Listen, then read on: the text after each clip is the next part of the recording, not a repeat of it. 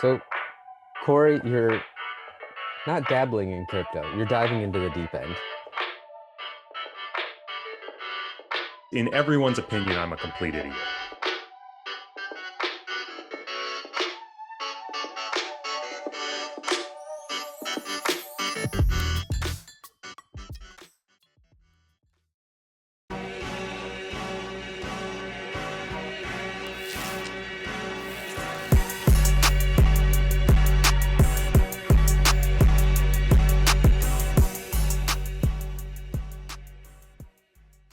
So, Corey, now that we're becoming the crypto kids, I brought in my secret weapon. So I brought in Gary Basin, who I go to for a lot of things. Actually, he's definitely my secret weapon behind the scenes, where I can talk to Gary about anything from trading to algorithmic trading to he's been a consultant for different cryptocurrencies. We learned last week about the cash and carry trade, which is a fairly simple arbitrage trade, so to speak. But during that conversation, we brought up these things like liquidity pools and Alpha Homora. So now we're getting a little bit more advanced into crypto. So I want to bring Gary in to kind of describe that. So I want to start off really simply. And Gary, let's talk about like just DeFi lending. Like, what is DeFi lending and what are people doing with DeFi lending? Yeah, so I guess DeFi in general, you could characterize as financial products or services that we're used to, but they're available on a blockchain.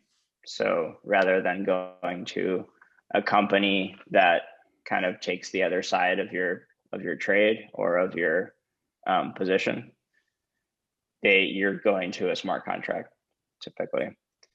And so the lending use case is basically you have a smart contract where you deposit some collateral. I think like one of the one of the most common ones initially was just Ethereum because it was the most popular kind of smart contract blockchain, and then you would borrow against that collateral. I feel like, Gary, you're going to get tired of me by the end of this conversation because my questions are going to just be the same. In this case, cool. That question being like, but like, why? Why borrow? Why? Well, why borrow? Why any of this? Like, why do we need to replace traditional finance with DeFi? Yeah. I don't know. I mean, I think my main... That's the most honest answer I've ever heard. Yeah. That's our answer to everything. I don't know. So I have two slightly better answers. One is we just made it really easy for people to experiment with financial products. Like now you can write code and just deploy it and like YOLO, see what happens. Life! Life, do you hear me? Give my creation life!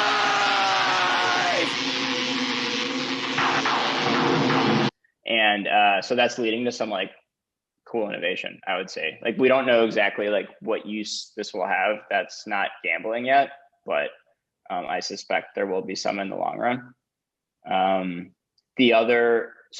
That's kind of the big one that I see is it gives you like a playground for innovation.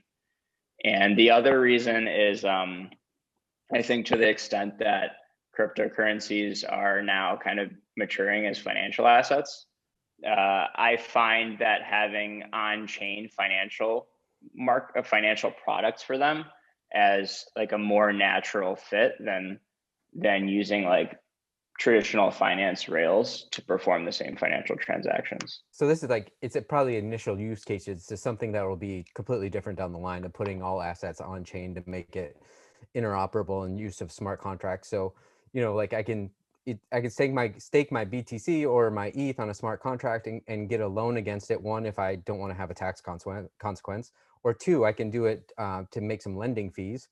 But those are going to be now single digits now. So that's not exciting. So then people moved on to liquidity pools. Like, what are liquidity pools? Maybe it's better to understand like automated market makers first. So sure. So in terms of like on-chain financial products, like lending was obviously one. Another one is just being able to trade. So that's like a decentralized exchange. Then the first decentralized exchanges work the same as kind of like traditional exchanges where you have a limit order book and people put in bids and offers and they get matched. And the problem is that on current, like most popular blockchains like Ethereum, it's like pretty slow and expensive. So there was this kind of innovation, I would say, of this concept of creating an AMM where rather than having like a central limit order book to match trades, you would do this thing called a liquidity pool. The idea was, let's say you want to make a market between two assets, like Ethereum and let's say there was like a Dogecoin token. The way you do that with an AMM is you deposit, somebody deposits, let's say it's a 1-to-1 ratio. They'll deposit 100 Ethereum and 100 Dogecoin token into this smart contract. And so now there's like a balance of equal balance of each asset. And there's a fixed function that gives you the exchange rate between them as a function of the impact on the ratio. So if you, like I deposit like 100 of each, and let's say you want to trade your Ethereum for the Dogecoin token, you would come to this AMM, deposit 1 Ethereum, and get back in exchange a certain amount of Dogecoin token. And that exchange rate would be set by some parameter in the smart contract. So now you have a way to come and trade, and this was really popular for basically all these little shit coins. Like people were creating tokens left and right, and it took time to get them listed on exchanges. Like if you wanted to go buy this token, where do you buy it? Like you have to go to an exchange typically, and now humans have to like add it to the marketplace, and it's just like slow. So with these automated market makers, people could just make a market. Like they would deposit some amount of Ethereum and some amount of this new token, and all of a sudden there's a market. Like people can buy and sell it at some price, right? Nice doing business with you, huh? All right, Shanty. Buddy. Enjoy it. All right, enjoy yourselves. Boom! Okay. Hey, We I did think it. we made every single one of our Patty's dollars back, You're buddy. damn right. Thus creating the self-sustaining economy we've been looking for. That's right. How much fresh cash did we make? Fresh cash. Yes. Well, zero. Zero if you're talking about U.S. currency. People didn't really seem interested in spending any of that. If I were to try to rethink the traditional stock market right now in this framework, it sounds like it would be equivalent to every stock has its own pool, and perhaps I can come with $1 and get some stock out. I can come with some stock and get dollars out. But you might also have another pool that could be Coca-Cola versus Apple, or Apple versus Tesla. There could be infinite combinations there that people could play in.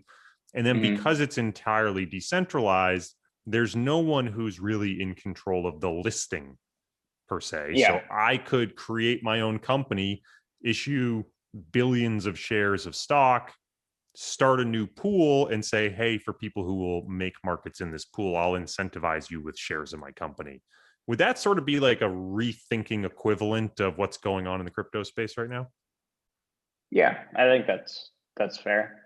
And that's a good example because like to make a new pool, you need your, new fake shares or tokens, but you also need real assets.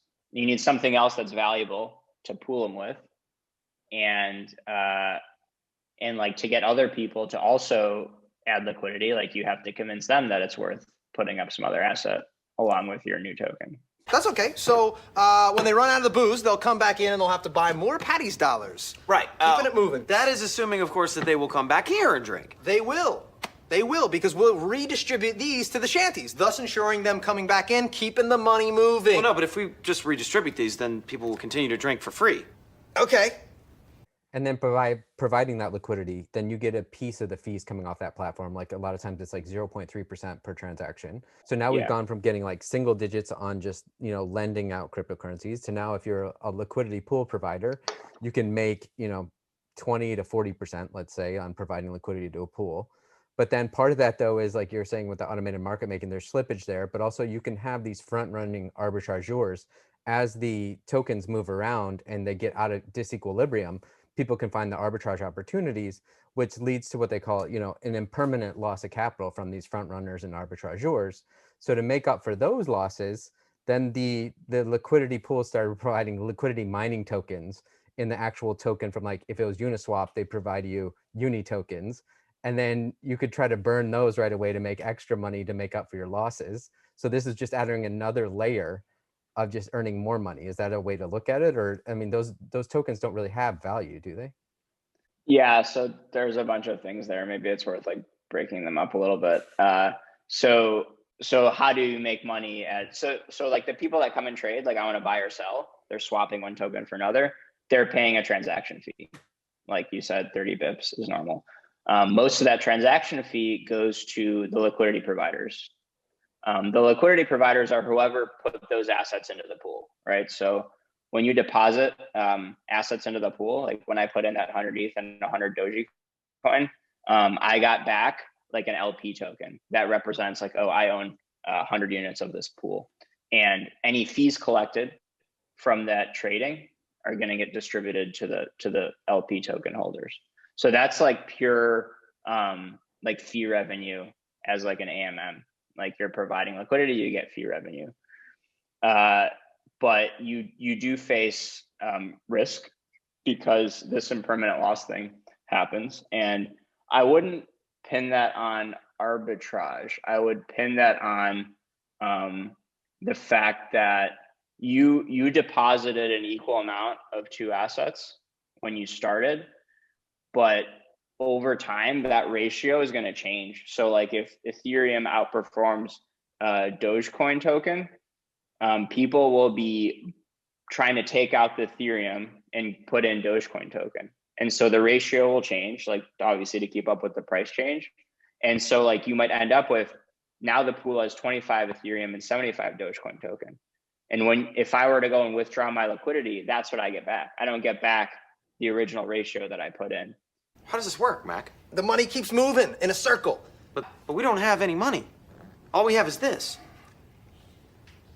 So we're moving up this chain, and each subsequent part, we're making more and more yield. But now we want to get to those crazy yields. And I brought up Alpha Homura earlier. My understanding is that as they're using a leverage cascade, like you said, those over collateralized loans, you can take the income from that, then you can re-leverage, and you're slowly working down there, but you're building up your leverage into a pyramid.